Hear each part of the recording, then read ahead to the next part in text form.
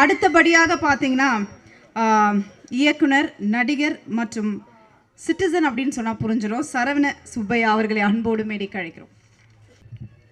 அனைவருக்கும் வணக்கம். இந்த இனிய மாலை பொழுதில் இந்த விழாவுக்கு வருகை தந்திருக்கக்கூடிய பத்திரிகை சகோதரர்களே, இணையதள வலையதள வானொலி அலைவரிசை பண்பாளர்களே மற்றும் படக்குழுவினர்களே, பொதுமக்களே, ராமராஜன் சாருடைய ரசிகர் மன்றத்தை சேர்ந்தவர்களே, உங்கள் அனைவரையும் இருகரம் கூப்பி வரவேற்கிறேன்.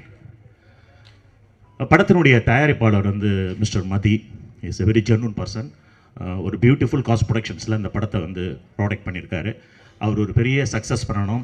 அண்டர் ப்ரொடக்ஷன்ஸில் அவர்கிட்ட இன்னும் 2-3 படங்கள் இருக்குது, அதுவும் மாபெரும் வெற்றி அடையணும். அவர் போட்ட எஃபோர்ட்டுக்கு ஒரு நல்ல சக்ஸஸ் அவர் கிடைச்சதுன்னா தொடர்ந்து தமிழ் சினிமாவில் ஒரு நல்ல தயாரிப்பாளர் பிரயாணிப்பார் அப்படிங்கிறது என்னுடைய கருத்து.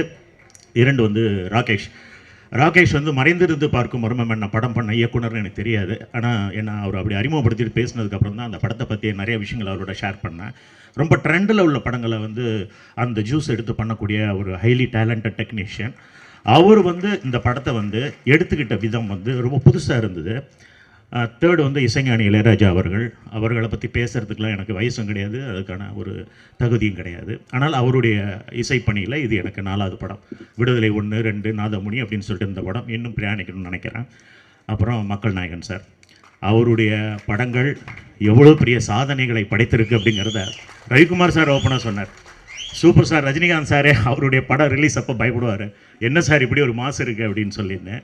அப்படிப்பட்ட ஒரு வெற்றியை தொட்டவர். பட் நான் ஒரு விஷயத்தை மட்டும் இங்கே சொல்ல விரும்புகிறேன்.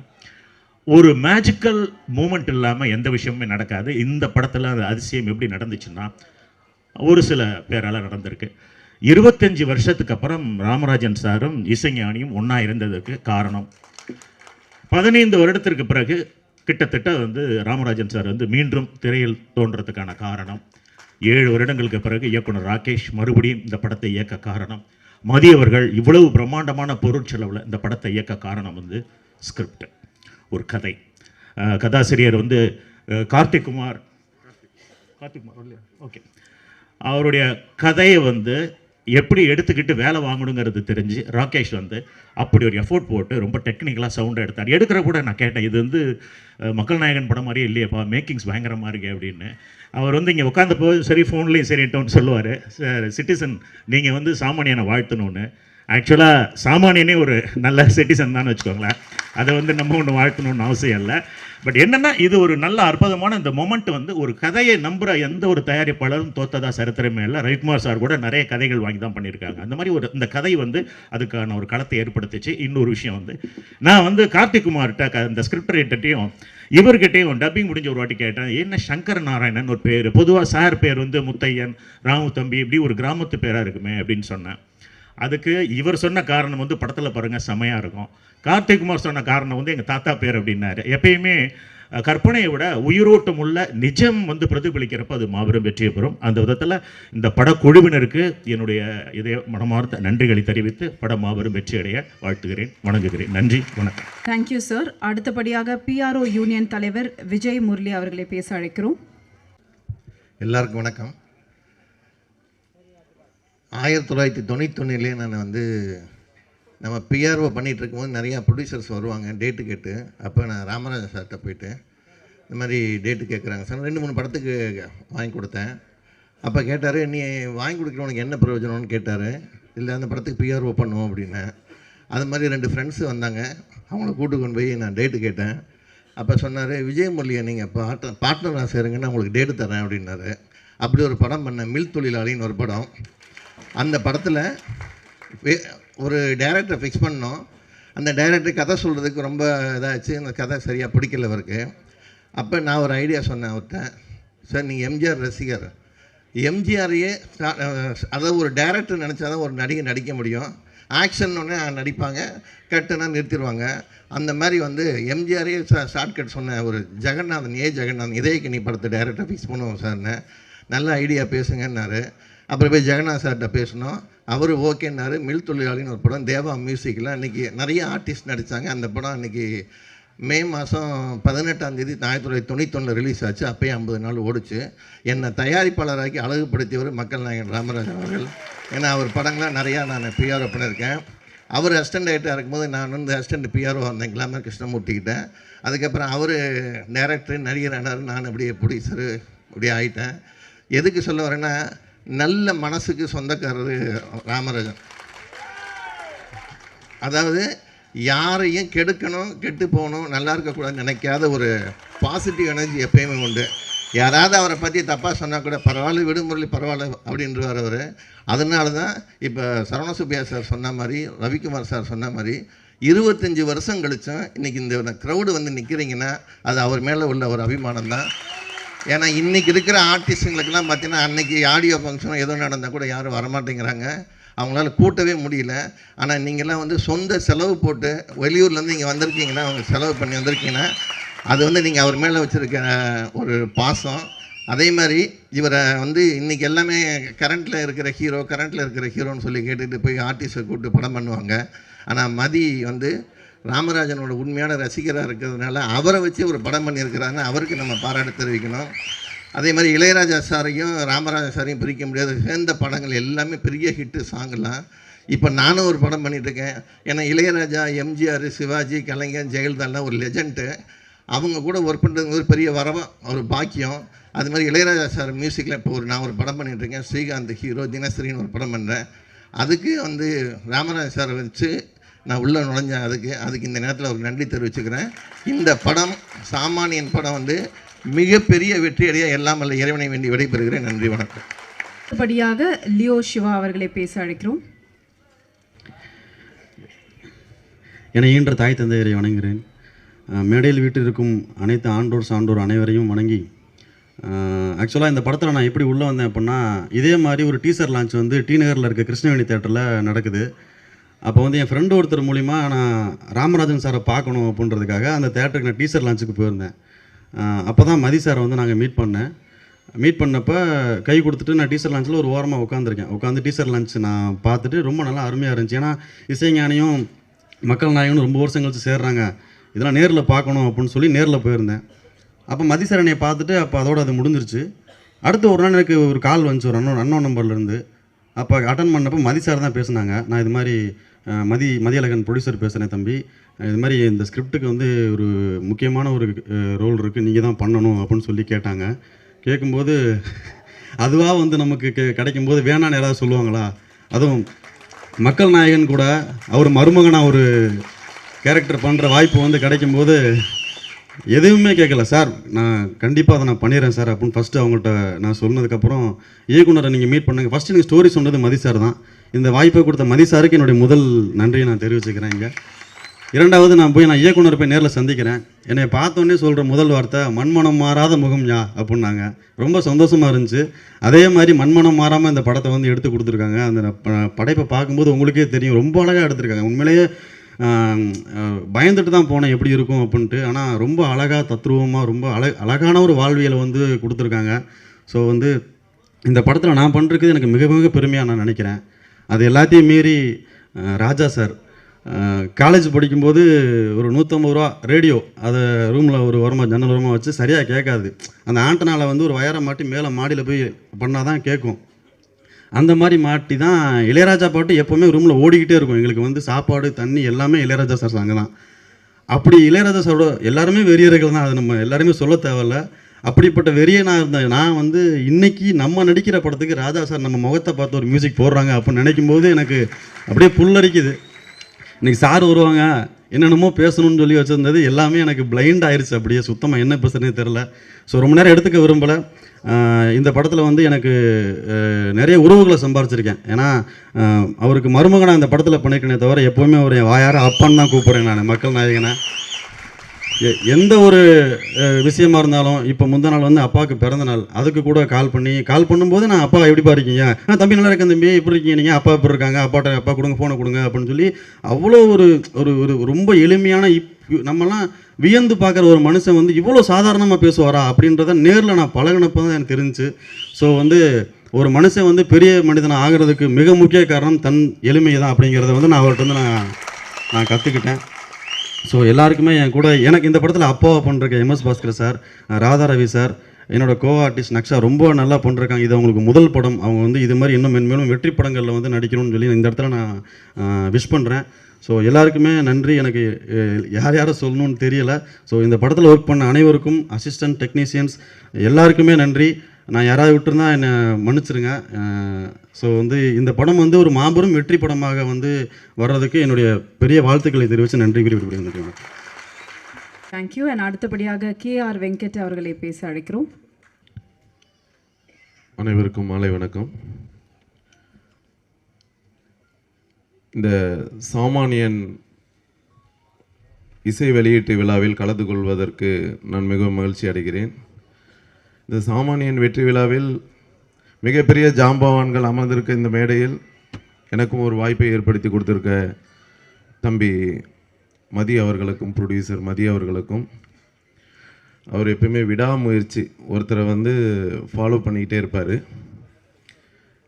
என்னை எப்பவுமே ரெகுலராக வந்து தொடர்பு கொள்ளனாலும் எப்பயாவது ஒரு டைம் அண்ணன் எப்படி இருக்கீங்க, நல்லா இருக்கீங்களா அப்படின்னு அந்த விடாமுயற்சி அவருடைய விஸ்வரூப வெற்றியாக கண்டிப்பாக இந்த படம் அமையும். அவர் இன்னும் தமிழக திரைத்துறை வரலாற்றில் மிகப்பெரிய ஒரு வெற்றி படங்களை அவர் தர வேண்டும். இந்த படம் மக்கள் நாயகனுடைய மிகப்பெரிய வெற்றி படமாக அமையும். மீண்டும் மதுரை தங்கத்தில் ஓடக்கூடிய 2 வருடங்கள் ஓடி சாதனைகள் புரிந்த மக்கள் நாயகனுடைய படம் போல் மீண்டும் இந்த படம், எங்களுக்கெல்லாம் திருவிழா வந்துட்டாலே, கோவில் திருவிழா, எங்கள் ஊர் பகுதியில் திருவிழா நடந்தால் கூட அண்ணனுடைய பாடல்கள் இல்லாத மதுரை மறிக்கொழுந்து பாடல்களாக இருக்கட்டும், எல்லா பாட்டுமே அண்ணனுடைய பாட்டாக தான் இருக்கும். சோக பாடல்கள் கேட்கணுன்னா கூட ராஜா சாருடைய பாட்டில் அண்ணனுடைய பாடல்களாக தான் இருக்கும், மக்கள் நாயகனுடைய பாடல்களாக தான் இருக்கும். இந்த படம் மாபெரும் வெற்றி அடைய வேண்டும். மிகப்பெரிய இயக்குனர்கள் அமர்ந்திருக்கும் இந்த மேடையில் அவருக்கு அனைத்து வாழ்த்துக்களும், ப்ரொடியூசர் மதி அவர்களுக்கும், டைரக்டர் அவர்களுக்கும், மற்றும் அனைத்து உதவி இயக்குநர்களுக்கும், அனைத்து டெக்னீஷியன்களுக்கும் என்னுடைய வாழ்த்துக்களை தெரிவித்துக் கொள்கிறேன். இந்த படம் மாபெரும் வெற்றி அடையும் என்பதில் எந்த சந்தேகமும் இல்லை. இங்கு வந்திருக்கும் அத்தனை மக்களுடைய ஆசீர்வாதங்களும், அத்தனை நல்லுள்ளங்களின் ஆசீர்வாதங்களும், பெரியவர்களுடைய ஆசீர்வாதங்களும் இந்த டைரக்டருக்கும் ப்ரொடியூசருக்கும் கிடைக்கும் என்பதை தெரிவித்துக் கொள்கிறேன். நன்றி, வணக்கம். Thank you sir. அடுத்தபடியாக சூப்பர் குட் இயக்குனர் மற்றும் நடிகர் சுப்பிரமணிய அவர்களை மேடை பேச அழைக்கிறோம். எல்லாருக்கும் பணிவான வணக்கம். எங்கள் இயக்குனர் சங்க தலைவர், செயலாளர் மற்றும் இயக்குனர்கள், இங்கு வந்திருக்கும் அனைவருக்கும் எனது வணக்கம்.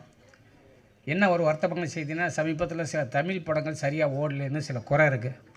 அந்த குறையை இந்த கண்டிப்பாக அந்த சாமானியன் மக்கள் தலைவர் ராமராஜனுடைய டைரக்டர் ராகேஷுடைய இந்த படம் கண்டிப்பாக வெற்றி அடையும். அதில் எந்த விதமான மாற்று கருத்தும் கிடையாது. ராஜேஷ் இயக்குனர் இந்த படம் டீமில் ரொம்ப அதிர்ஷ்டசாலிகளோட ராமராஜன் சாரை ரீஎன்ட்ரி கொண்டு வந்து நம்மள்கிட்ட நிறுத்தினாரு பாருங்க. அந்த காலத்தில் எப்படி ஒரு கரகாட்டக்காரங்கிறது மிகப்பெரிய வெற்றி அடைஞ்சோ, அதே மாதிரி இந்த சாமானியன் படமும் மிகப்பெரிய வெற்றி அடையும். அது மட்டும் இல்லை, இந்த ஆடியோ ஃபங்க்ஷன் நடக்கிற இடம் எதனால் கமலா தேட்டர் வெளியில் வரும்போது பார்த்திங்கன்னா எவ்வளோ சாதனையாளர்கள், பிரதமர், முதல்வர், பெரிய பெரிய ஹீரோக்கள், நடிகர்கள், எம்ஜிஆர், சிவாஜி, ரஜினி சார், எவ்வளோ வெற்றியாளரோட ஃபோட்டோ இருக்குது. அதே மாதிரி இந்த படமும் ஜெயிச்சு அந்த இடத்துல ஃபோட்டோ வரணும். அது கண்டிப்பாக எல்லாருக்கும் உழைக்கிறவங்களுக்கு கண்டிப்பாக இந்த கமலா தேட்டர் உதாரணமாக எடுத்துங்க. நம்ம ஃபோட்டோ வரணும். அது மட்டும் இல்லை, ராகேஷ் எனக்கு வந்து அன்புங்கிற ரொம்ப காலமாக எனக்கு தெரியும். அவர் கூட நான் 3 படம் ஒர்க் பண்ணியிருக்கேன். நானும் இயக்குனர் துறை சார்ந்தவன். இப்போ இந்த முண்டாஸ் போட்டி, பிசாசு, ரஜினி முருகன், காலா, பரியேறும் பெருமகள், இப்போ வெள்ளிமலைன்னு ஒரு படம், இப்போ பரமன் ஒரு படம் லீடாக நடிச்சிருக்கேன். அந்த வெற்றி பட வரிசையில் இந்த சாமானியன் படமும் வெற்றி அடையணும். நான் இயக்குனரை பற்றி ஒரே ஒரு வார்த்தை சொல்கிறேன். ரொம்ப வருஷமாக எனக்கு பழக்கம். நான் எல்லாத்தையும் கதை சொல்லியிருக்கேன். அவருக்கு தெரியும். ஷூட்டிங் ஸ்பாட்டில் ஒரு விஷயம் பண்ணார். எனக்கு உண்மையில் கண்ணில் தண்ணி வந்துருச்சு. உட்காந்து பேசிட்டு கால் பாத்திரத்தை தொட்டு, இந்த கால் வந்து எத்தனை ஹீரோ கிட்ட கதை சொல்ல அடைஞ்சிருக்கு, எத்தனை தயாரிப்பாட்ட கதை சொல்ல அடைஞ்சிருக்கீங்க, நல்லா வரணும்னு சொல்லி என்னை வாழ்த்தினார். அப்படிப்பட்ட நல்ல மனசு உள்ள இயக்குனர் பெருசாக வரணும். இந்த சாமானியன் படமும் பெருசாக வரணும். அது மட்டும் இல்லை, கேமராமேன் அருளும் எனக்கு 20 வருஷமாக தெரியும். நல்ல ஒரு பிரம்மாண்ட படம் பண்ணியிருக்காரு. இந்த படம் வெற்றி அடைய எனக்கு பணிவான வணக்கம். நன்றி. அடுத்தபடியாக பாலா கோ ப்ரொடியூசர் அவர்களை ஒரு சில வார்த்தைகள் பேச அழைக்கிறோம். கோ ப்ரொடியூசராக இதான் என்னோடய ஃபஸ்ட்டு படம். ஸோ இது முதல் படம்ன்றதுனால டைரக்டர் சார் வந்து ஷூட்டுக்கு ஃபஸ்ட்டு போகிறேன். அங்கே வந்து ஒரு ஷாட் எடுக்கிறாங்க. எனக்கு ஒன்றுமே புரியல. படம் சொதப்பிச்சிடான்னு நினச்சேன். அதுக்கப்புறம் ஒரு ஃபுல் ஃப்ரேம் பண்ணி படமாக பார்க்க சொல்ல கங்கை அமரன் சாருக்கு எப்படி கரகாட்டக்காரனோ ராகேஷ் ப்ரோக்கு வந்து சாமானியன் கண்டிப்பாக பிளாக் பஸ்டர் ஹிட் இந்த படம். அதில் எந்த மாற்றமும் இல்லை. கடைசியில் வந்து மதியண்ணன் வந்து அந்த லிஃப்ட் சீன் என்னை வந்து சும்மா நானும் ஒரு சாமானியன்னு சொல்லி நடிக்க சொன்னார். ஆனால் அது நடிக்க முடியல. ஆனால் அதுக்கு ரொம்ப வருத்தப்பட்டேன் படத்தை பார்த்ததுக்கப்புறம். ஸோ படம் வெற்றி அடைய வாழ்த்துக்கள். அடுத்தபடியாக டெம்பிள் சிட்டி குமார் அவர்களை ஒரு சில வார்த்தைகள் பேச அழைக்கிறோம். சிங்க தமிழர்களால் சங்க தொட்டிலே தங்கத்தமிழ் வளர்த்த சிங்கார மாமதுரையின் மாலை வணக்கம். பல மேடைகளில் பேசியிருந்தாலும் திரைத்துறையில் எனக்கு கிடைத்த முதல் மேடை இந்த மேடை. இதற்கு காரணம் மண்ணின் மைந்தன், மக்கள் நாயகன், அன்பு அண்ணன் ராமராஜன் அண்ணன். சென்னையிலேருந்து கன்னியாகுமரி போயிருப்பீங்க, கன்னியாகுமரியிலேருந்து சென்னைக்கு வருவீங்க. அந்த ஹைவேல மதுரையை கடக்கும் பொழுது கண்டிப்பாக டெம்பிள் சிட்டின்னு ஹோட்டல் பார்த்துருப்பீங்க. அந்த ஹோட்டல் உரிமையாளர் தான் நான். இப்போ ஆக்சிடெண்ட் ஆன உடனே அண்ணன் எந்த நிகழ்ச்சிகள்லையும் கலந்துக்கிறது இல்லை. நீங்கள் யாருமே பார்க்குறதுக்கு வாய்ப்பு இருந்திருக்காது. ஆனால் ஒரு பெரிய புண்ணியம், பெரிய பாக்கியம் எனக்கு மட்டும்தான் கிடைச்சது. 10 ஆண்டுகளாகவும் அண்ணன் மதுரைக்கு வரும் பொழுது மேலூரில் அவருடைய ஊர்லேயே ஒரு டெம்பிள் சிட்டி இருக்குது, அங்கே தான் தங்குவாங்க. அங்கே தங்கி இருக்கும்பொழுது தான் வரும்போதெல்லாம் பேசுவோம் அண்ணன் கூட. இந்த முறை ஒரு வருஷத்துக்கு முன்னாடி வரும்போது தங்கி இருக்கும் பொழுது நான் மீண்டும் படத்தில் நடிக்கிறேன், நாளைக்கு இந்த இடத்துல வச்சு ஷூட்டிங்கு, நீங்கள் அவசியம் வரணும்னு சொன்னாங்க. சரி, நான் ஷூட்டிங்கு போயிடுறேன். அப்போ திடீர்னு டைரக்டர் ராகேஷ் அவர்கள் என்னை அழைச்சாங்க. ஒரு மஞ்சள் பையில் கட்டை கொடுத்து பாஸ்கர் சார் கையில் கொடுத்து ஒரு டைலாக் பேச சொன்னாங்க. என்ன அப்போ நான் யோசித்தேன், என்னுடைய 30 ஆண்டு கால கனவு படத்தில் நடிக்கணுங்கிறது. அதை நிறைவேற்றியவர் அண்ணன் ராமராஜனும் இயக்குனர் ராகேஷ் அவர்களும். எப்படி சொல்கிறேன்னா, நான் அந்த மஞ்சப்பையை கொடுத்துட்டு ஒரே டேக், ஒரு தொழிலதிபர் நடிக்க வைக்கிறாங்க. முதல் சீனு கேமரா முன்னால் நிற்கிறேன், சிங்கிள் டேக்கில் எடுத்தாங்க இயக்குனர் ராகேஷ் அவர்கள். குமாரண்ணே சிங்கிள் டேக்கு நல்லா நடிச்சிட்டிங்கன்னு சொன்னாங்க. நான் அப்படியே திரும்பி பார்த்தேன், கிளிசரின் போடாமல் அழுதுகிட்டு இருக்காங்க பாஸ்கரன்னு. நான் சொன்னேன், ஏங்க நான் நல்லா நடிச்சிட்டேன்றீங்க, அங்கே பாருங்கள் கிளிசரினே போடாமல் அழுதுகிட்டு இருக்காங்க அப்படின்னு. அவர் எங்கள் லெஜண்டுங்க, நடிப்பு லெஜண்ட், பிறவி கலைஞன்னு சொன்னார். அந்த அளவுக்கு இன்றைக்கி வந்து எல்லோரும் வந்தவங்க பூராமே வாழ்த்துனாங்க, படம் மாபெரும் வெற்றி படமாக அமையும் அப்படின்னு சொல்லி. ஆனால் இது வாழ்த்துகிற தகுதி எனக்கு இருக்குதா என்னன்னு தெரியலை. ஆனால் ஒரே ஒரு தகுதி எனக்கு இருக்குது. இந்த உலகை ஆளும் அன்னை மீனாட்சியின் செல்ல பிள்ளைகளில் நானும் ஒருவன். நான் சொல்கிறேன், கண்டிப்பாக இந்த படம் அவர்கள் சொன்னதை போல் மாபெரும் வெற்றி படமாக அமையும். தமிழகம் முழுவதும், அது குறிப்பிட்ட சென்ட்ரு சொல்லுவாங்க, மதுரை சென்ட்ரு, சென்னை சென்ட்ரு அப்படின்னு, அதையெல்லாம் தாண்டி அந்த ரெக்கார்ட் பிரேக்கை அடிக்க போவது சாமானியன். அந்த ஒரு பெரும் பேரை, அப்பேற்பட்ட சாமானியனில் முதலாக என்னை அறிமுகப்படுத்திய அண்ணன் ராகேஷ் அவர்களுக்கும், நம்முடைய மதி நம்ம நண்பர் அண்ணன் வந்து பார்க்கும் பொழுதே நானும் அதே மாதிரி தான் அவங்க சொன்ன மாதிரி தான் நினச்சேன். மதிய அழகன்னு சொல்லிட்டு நம்மளை மாதிரி வாட்டர் சட்டம் நம்ம கருப்பாக இருப்பான்னு. ஆனால் அண்ணன் அப்படியே ஒரு ஹிந்தி ஹீரோ மாதிரி ரொம்ப பிரமாதமாக இருந்தாங்க. உண்மையிலே இந்த பெருமை அவர்களுக்கு தான் உண்டு என்பதை இந்த இடத்திலே தெரிவித்துக் கொள்கிறேன். உண்மையிலே இந்த சீக்கிரம் முடிக்க சொல்லிட்டாங்க, அதனால் சொல்லிடுறேன். இந்த மாபெரும் சாதனை படத்தின் வெற்றி விழா கண்டிப்பாக மதுரையில் தான் நடைபெற வேண்டும். அதன் முழு பொறுப்பை நான் ஏற்றுக்கொள்கிறேன் என்று உங்கள் முன்னால் தெரிவித்துக் கொள்கிறேன். நன்றி, வணக்கம் சார். Thank you sir. வெற்றி விழாவுக்கு ஆங்கர் நான் தான் சார், அதையும் பண்ணிக்கிறேன்.